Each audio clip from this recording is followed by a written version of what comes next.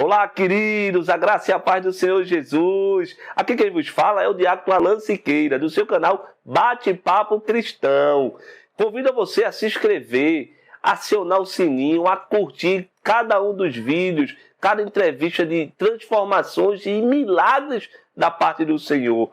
Hoje teremos uma história dessa, de milagres. Você vai ver o que Deus fez na vida do entrevistado de hoje.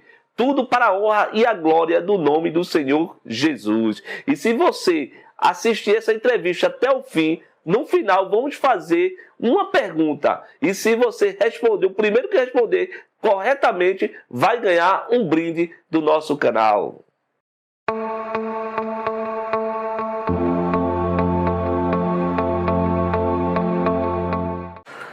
O entrevistado de hoje é o irmão Cleiton Silva, 37 anos, conhecido no mundo como soldado. Hoje, soldado de Cristo. A graça e a paz do Senhor, irmão Cleiton Silva. A graça e a paz do Senhor, meu querido e amado diácono Alan Siqueira. É com muita alegria ver que eu tenho esse privilégio, nós temos esse privilégio de conhecer a sua história. Sei que é uma história de milagres e transformações da parte do Senhor Jesus na vida de um ser humano. Quem foi soldado? Soldado foi um apelido que eu ganhei quando eu ingressei nas Forças Armadas. E antes de eu ingressar nas Forças Armadas, eu vivia envolvido com algumas práticas, como é que eu posso dizer para vocês, práticas delituosas, né? Eu nunca usei drogas, mas eu já vendi, eu já fiz cobranças de drogas, né? Já foi preso? Não. Nunca foi preso? Nunca fui. E o que acontece é que desde essa época Deus vem me dando livramentos, né? E esse apelido ficou até a data de hoje. Como foi sua infância? Sua infância foi dentro da igreja? Seus pais eram evangélicos? Como foi sua infância? Não, meus pais não eram evangélicos. Eu conhecia Jesus, eu tinha 14 anos de idade, na igreja presbiteriana do Arruda, hoje a igreja Filadélfia, na Rua da Regeneração, igreja presbiteriana Filadélfia. E a minha infância foi um pouco sofrida, né? Eu tinha pais fumantes, o meu pai alcoólatra, e eu sofri muito na mão do meu pai, né?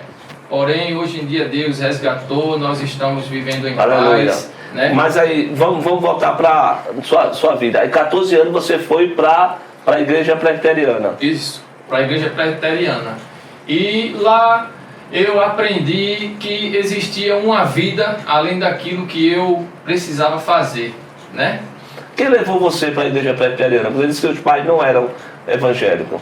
Na verdade, eu era bem namorador na minha infância. E a igreja presbiteriana tinha muitas jovens e isso me atraiu para lá, né? Mas Deus tem uma maneira completamente diferente de trabalhar. Você passou quanto tempo na igreja presbiteriana? 3 anos. 3 anos. Aí você, 14 anos, 3 anos, 17, mais ou menos a época que você estava ingressando no quartel nas Forças Armadas. Isso. Aí você veio a se afastar dos caminhos do Senhor? Isso. Eu me afastei dos caminhos do Senhor antes até de eu sair da igreja, né? Porque para sustentar a minha vida, que eu gostava de roupas boas, de andar bem, né? De quando terminar os cultos levar as irmãs da igreja para tomar um sorvete, comer um pastel, né? E eu precisei, por não ter o trabalho, eu precisei fazer esse tipo de prática que eu falei para você, né, do envolvimento com as drogas. Então quer dizer que mesmo você dentro da igreja, você começou a praticar essas coisas erradas? Isso. Então você vivia uma vida dupla? Com certeza. Eu vivia dentro da igreja, em cima do muro. Quando eu estava na igreja eu era crente, quando eu saía eu deixava de ser. Essa era a verdade. E como era assim, o seu íntimo? Você tinha paz, você era feliz? Não.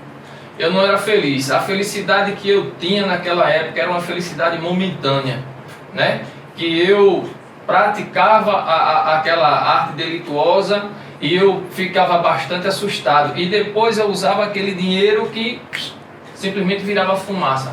rapidamente e eu já me arrependia no dia seguinte. E já ia para a igreja. E já ia para a igreja. Queridos, se você está passando por isso, é tempo de se converter verdadeiramente. Amém? Aí você foi para o quartel, aí como foi sua vida no quartel? Isso, e eu cheguei no quartel, eu sofri muito no quartel. Eu era bem magrinho, até hoje eu não como verdura. E no quartel ficaram sabendo disso, de coisas que eu já fazia na minha vida pregressa, né? E passaram a me perseguir dentro do quartel. Mas até então eu tinha um sonho, que era servir às Forças Armadas. E eu fiz de tudo, como quem diz, né? Eu comi o pão que o inimigo amassou dentro do quartel, mas eu não desisti. Por isso hoje eu estou aqui. E o quartel foi o meu primeiro emprego, onde eu aprendi realmente o que é ser um homem digno e que não precisar de fazer coisas erradas para poder manter o seu sustento. Aleluia, glória a Deus. Você passou quanto tempo no quartel? 9 anos. Esses 9 anos você era crente? Não. Eu passei os 9 anos do quartel afastado do Senhor Jesus. Porém, não praticando mais, né, as artes delituosas que eu praticava antigamente. Certo, mas você bebia, você ia para festa? Isso. Conte um pouco aí da sua história da época do quartel. Eu bebia muito, ia para festas todo final de semana, né? E quando a gente está no quartel, você sabe, a gente é bem amostrado. A verdade é essa, a gente chega nos lugares, não quer pagar, quer estar dando carteirada. E eu achava isso certo.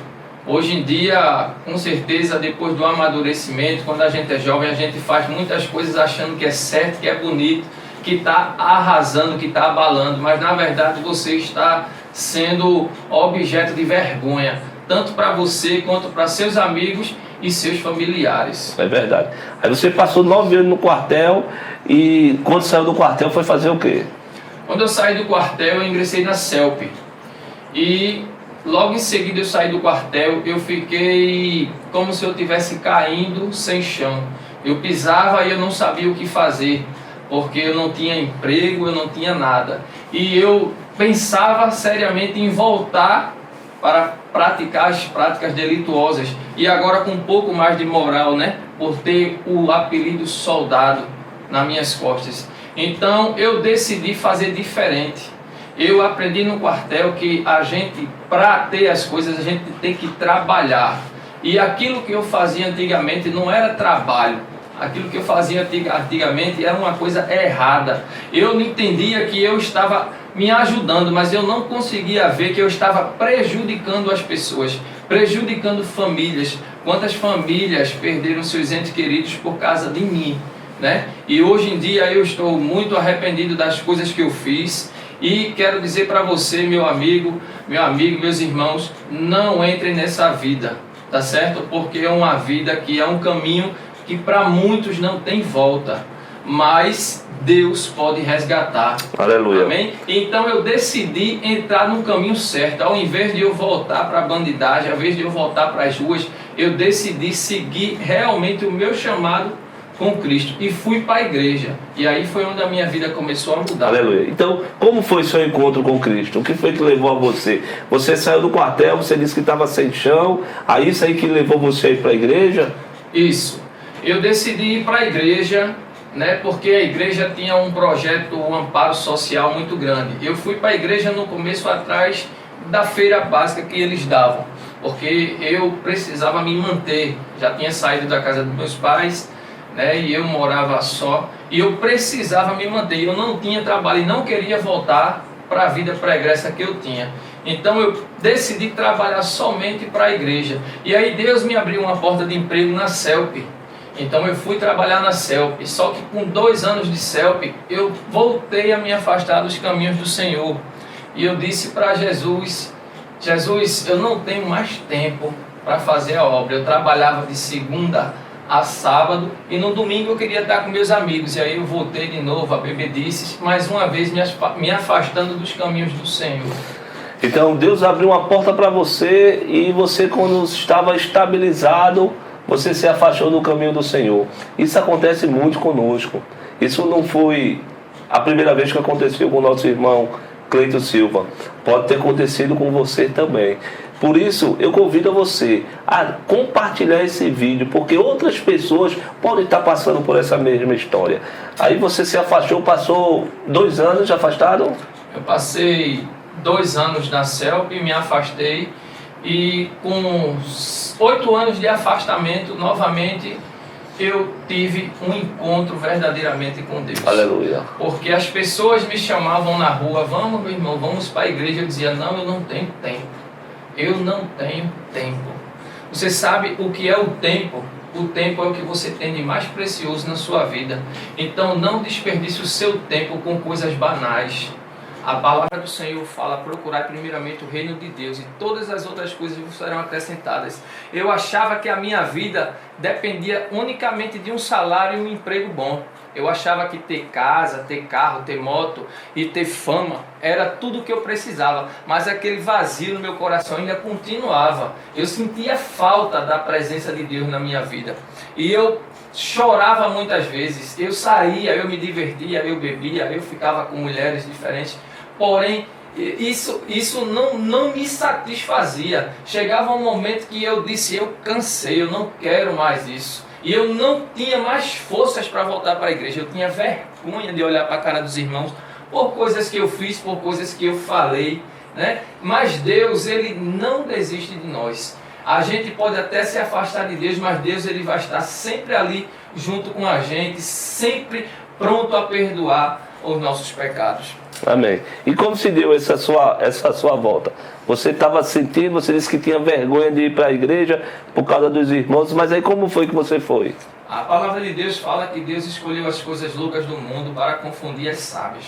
Não é verdade? Eu não tinha forças de ir com a minha própria vontade, com as minhas pernas para a igreja. Alguma coisa me prendia. Mas Deus, Ele é o Deus que Ele arma a situação para que você volte para os caminhos dele. No meu caso, eu não voltei pelo amor, eu voltei pela dor, como se diz, né? Eu voltei pelo anzol. Foi preciso eu sofrer um acidente, foi preciso eu morar 9 meses em um hospital, 3 meses em outro hospital, para que eu pudesse verdadeiramente ter um peniel com o Senhor, ter um encontro com Deus. Eu e Deus apenas sozinho, no leito de hospital, numa sala de isolamento, com tuberculose, correndo risco de vida, muitas vezes até entubado, mas Deus tem um plano na minha vida, e isso eu tinha certeza. Muitas vezes eu cheguei até a pedir e a orar para que o inimigo de nossas almas me levasse, porque eu não estava mais aguentando, né? E Deus, por sua infinita misericórdia, Ele usou seus vasos e foram lá falar comigo. E como foi esse acidente?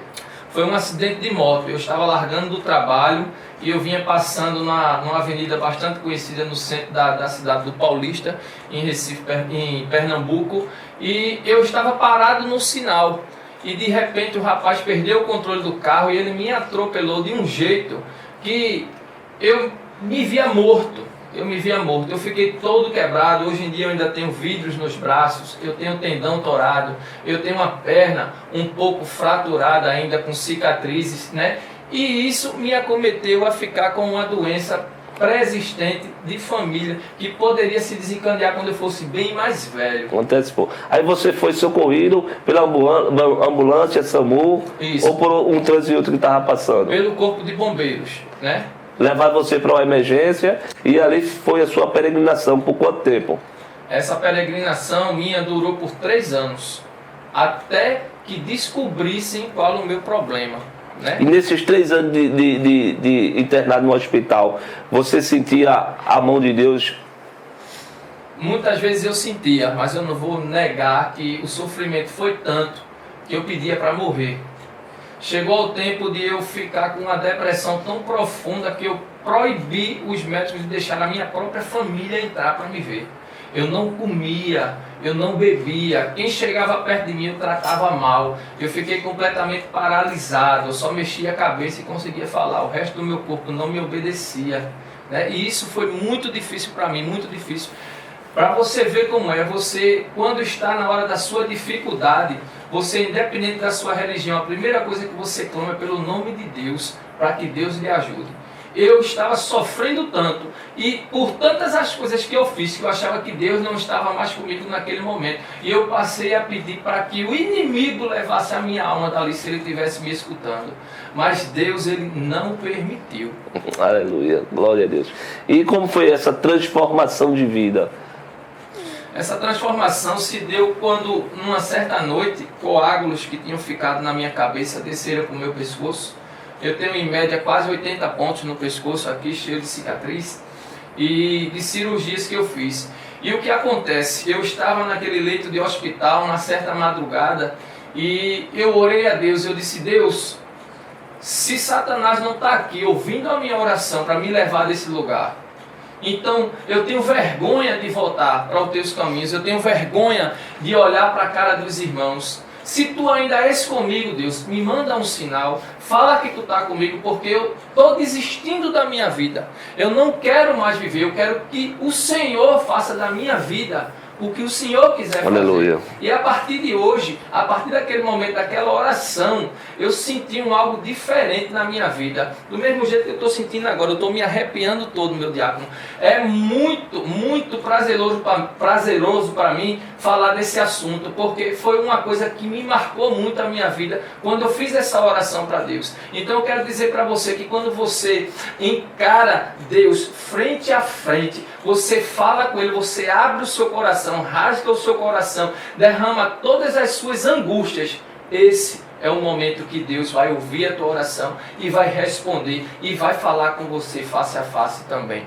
E nesse momento, no dia seguinte, era um domingo, então eu estava no isolamento, eu não poderia receber visitas no hospital, e de repente entrou um crente dentro do hospital. Agora esses crentes que sem ser racista, minha mulher uma morena muito bonita, eu tenho irmãos, ele era negro, um crente negro, branco, só tinha a bola do olho e os dentes, mas era a coisa mais linda do mundo, e ele entrou dentro do quarto, e eu disse: você não pode entrar aqui, e eu não mexia nada, só a minha cabeça. Eu não mexia nada, é só a cabeça. Você não pode entrar aqui. E ele disse: o seu nome é Cleiton Joaquim da Silva. Você falou comigo nessa madrugada dizendo que se eu tivesse com você era para eu marcar um encontro com Aleluia. você, para eu te dar um sinal. Então hoje estou eu aqui, o teu Deus falando contigo. Será que você não se lembra? E digo assim para ti, meu filho: ainda essa madrugada farei eu voltar os teus movimentos, darei eu o teu diagnóstico para mostrar o quão grande sou eu, Deus da tua vida, aquele que te escolheu desde o ventre da tua mãe. E digo assim para ti: amanhã estarei eu dando o diagnóstico do teu problema, estarei eu levantando tu dessa cama, e ainda essa madrugada mandarei eu pessoalmente o meu filho para ter um encontro contigo aqui. E eu comecei a chorar, e eu não sabia mais o que fazer. Eu não conseguia dormir de madrugada. Muitas noites acordado, sem tomar medicação, sofrendo. Chegaram até me dar morfina para ver se eu conseguia dormir. Eu não conseguia dormir. Mas nesse momento eu senti uma paz tão grande, mas foi uma paz tão grande que foi a noite dos meus sonhos. Eu daria tudo nessa vida para voltar àquele momento na qual eu tive um encontro verdadeiramente com Jesus. Por quê? Porque quando foi da madrugada eu me acordei com alguém mexendo no meu soro, na mangueira do soro, e mexendo na minha mão. Todos que ficaram internados ou já foram numa UPA ou no hospital sabem que eles colocam aquela pulseirinha vermelha, né? E quando você fica internado no hospital grande, tem uma outra pulseirinha branca que tem o seu nome, nome da sua mãe, seu endereço, seus documentos, né? E o que acontece? Essas pulseirinhas, uma vez colocadas no braço, elas não saem mais do seu braço intactas. Elas só saem se você cortar. E se você tentar arrancar, ela fica completamente destroçada. Ela não tem como sair. Então essa pessoa tirou minhas pulseirinhas completamente intactas do meu braço, e essa pessoa colocou dentro da minha Bíblia, na cabeceira, no Salmo 23. E estava marcado, porque a minha Bíblia eu não escrevo nela, eu não anoto nada, eu não faço marca-texto com ela, eu não coloco texto de caneta. E a minha Bíblia estava lá no Salmo 23 e estava dizendo, no único versículo que dizia assim: ainda que tu ande pelo vale da sombra da morte, não tema mal nenhum, porque eu estou contigo. Aleluia. E eu comecei a chorar naquele momento. Aí você vai me dizer: mas você disse que não andava. Realmente eu não andava, mas no outro dia, após esse momento, eu acordei, eu me levantei, eu andei, eu fui no banheiro, banheiro, eu tomei um banho, eu me levantei, quando eu peguei, eu olhei, eu digo, oxente, cadê minha pulseira? E eu fui procurar, a primeira coisa que eu vi foi a minha Bíblia. Eu peguei a Bíblia, quando eu abri estava lá a pulseira. E eu li o versículo. E eu fui até aonde fica o corpo das enfermeiras, né? E eu fui perguntar pelo enfermeiro que tinha me visitado logo à noite. Isso foi no Hospital Miguel Arraes, se eu não me engano, no ano de 2016, isso. O que acontece? Elas disseram que não trabalhava enfermeiro lá à noite. Só trabalhava enfermeiras, mulheres, porque tinha acontecido fatos e a direção proibiu, nessa época, de trabalhar homens à noite. Então o que acontece? Eu disse, pois tinha um homem lá, porque eu estava com o pescoço cheio de caroço, cheio de hematoma, e murchou o meu pescoço. Ontem eu não andava e hoje eu estou andando. E aí a chefe de enfermagem, ela caiu de joelhos e disse, mais uma vez Jesus visitou um paciente nesse Aleluia. lugar. E aí eu comecei a entender o que aquele irmão tinha falado para mim no dia anterior. Aquele irmão tinha dito para mim que Deus na madrugada ainda ia enviar o seu próprio filho. E eu entendi ali aquele encontro que eu tive com Jesus. Jesus é uma coisa linda. Eu olhei para aquele homem, eu não suportava homens. Eu não suportava homens. O homem olhava para mim, eu perguntava logo, o que é que você quer? Está olhando para mim por quê? Mas com esse homem foi diferente. Ele era uma coisa linda. Ele olhou para mim, ele sorriu para mim, não falou comigo. Mas eu senti uma paz dentro de mim. Uma situação tão boa, uma sensação tão boa, que eu virei o rosto e dormi de novo. Eu completamente que apaguei. E o que aconteceu? Todo mundo entrou em prantos, todo mundo começou a chorar e disse, ele estava ali aleijado, ele não andava, ele não conseguia mexer nada, agora ele está aqui em pé na frente da gente. O que é isso? E aí logo em seguida me trazem de volta para o isolamento, colocam uma máscara em mim e chega o médico. E o médico chega com o resultado dos meus exames. Exames esses que eu já vinha fazendo há meses, até alguns anos, e não acusava nada. E eu não podia sair porque eu não me mexia, ninguém dizia o que é que eu tinha. A única coisa que descobriram de mim é que eu estava com a tuberculose, mas para me manter no hospital, porque eles não podiam nem me manter lá, porque não sabiam o que é que eu tinha. Eu dizia que sentia dores, mas eu podia estar mentindo. Eles faziam os exames e não acusavam nada. E aí Deus chegou lá e deu o diagnóstico. E quando Deus deu o diagnóstico, disse, você está acometido de uma neuropatia, seu problema é degenerativo, se desencadeou porque na época do acidente não fizeram os exames certos. Mas só que daí então eu comecei a entender. Eu disse, meu Deus, tu dissesses isso, então tu falaste para mim o que aconteceu. E aí eu disse, amém, eu creio, dê aí o seu diagnóstico. E agora, doutor, o que é que eu faço? Se agora a gente vai juntar sua papelada para lhe dar alta. A papelada essa que levou mais quase 2 meses. E eu comecei a me agoniar de novo. Porque eu já andava, eu já não sentia mais dores. Eu queria sair do hospital, porque eu não conseguia, né? Foi muito difícil para mim aquele momento. E eu passei a ajudar as outras pessoas. Eu passei a andar nos corredores dos hospitais, louvando, pregando a palavra do Senhor, né? E Deus foi me enchendo naquele momento. Mas chegou um momento que eu disse, Deus, eu preciso de você. Aleluia. Aleluia. Deus, eu preciso que você venha para mim de uma forma toda especial, porque eu só disse que ia me dar o meu diagnóstico. Me deu, mas eu preciso sair daqui. E Deus disse para mim assim, por que tu te incomodas com o tempo? Fui eu que te botei aqui, sou eu que vou te tirar. Aleluia. Né? Glória a Deus por isso. E Deus me tirou. Deus disse assim, agora te prepara porque ainda irei marcar um encontro contigo nesse lugar. E no dia da minha alta voltou aquele mesmo irmão e disse para mim assim, aquele negro que eu falei para você no começo do vídeo, ele voltou para mim assim, disse assim, agora tu te prepares, porque tu dizias lá atrás que não tinha tempo de fazer a minha obra por causa do teu trabalho. Mas a partir de hoje estou eu te aposentando para que tu trabalhes tão somente para mim. E isso que tu chamava de oia, tu vai fazer para os outros, mas o teu principal trabalho vai ser dentro da minha obra. E a partir desse momento eu resolvi aceitar o chamado que Deus tinha na minha vida, eu resolvi estudar a palavra do Senhor, eu resolvi me dedicar muito mais, né? E foi isso que aconteceu na minha vida. Meus exames continuam acusando que eu sou uma pessoa completamente desabilitada para o trabalho, né? Mas para a obra do Senhor não existe ninguém desabilitado. Amém? Tome posse dessa palavra, creia nesse testemunho. A gente vai deixar aqui os logins. Se você tiver dúvidas, eu apresento os exames para vocês, tá certo? Então, pode agendar aqui com o nosso diácono Alan Siqueira, qualquer dúvida que você tiver. Amém? Aleluia. Que história fantástica de transformação de vida. Só Deus mesmo para fazer isso. Na minha, na vida do nosso irmão Cleiton, na sua vida, querido. Meu diácono, irmão Cleiton Silva, é costume do nosso canal Bate-Papo Cristão nós presentearmos cada irmão que vem aqui com esta linda camisa. Vale a pena acreditar na mudança. O homem é maior do que seu erro. Então é com muito carinho que eu lhe presentio, tá certo, essa camisa, que você faz parte dessa história, da história do canal Bate-Papo Cristão. Eu agradeço ao querido e amado diácono Alan Siqueira, né, pelo presente.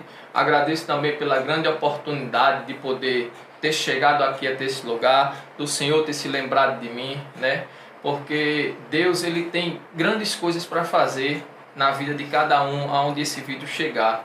E quero pedir aqui encarecidamente a meus irmãos, a meus seguidores no Instagram, que vocês me conhecem, que sigam e se inscrevam na página do canal do nosso diácono Alan Siqueira, né? O Bate-Papo Cristão, porque aqui é um lugar onde você vai edificar a sua fé. Muitas vezes você acha que o seu problema não tem mais jeito, que seu problema não tem mais solução, mas aqui você vai ver testemunhos, palavras de vida e milagres que você pode não ver no seu dia. E se você, querido, quer ganhar uma camisa desta, igual a essa, vai lá nesta entrevista do nosso diácono Cleiton, comenta. E o comentário mais relevante vai ser escolhido e nós vamos mandar uma camisa para a sua casa. Amém?